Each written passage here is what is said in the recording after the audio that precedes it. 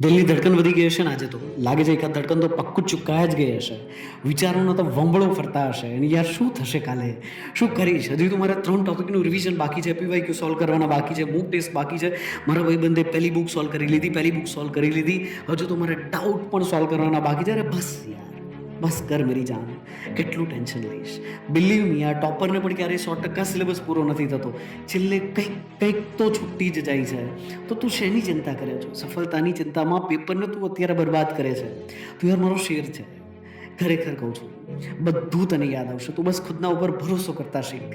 જો તને તારા ઉપર ભરોસો નથી ને, તો એના ઉપર ભરોસો કર કે જેને તારા પર ભરોસો છે.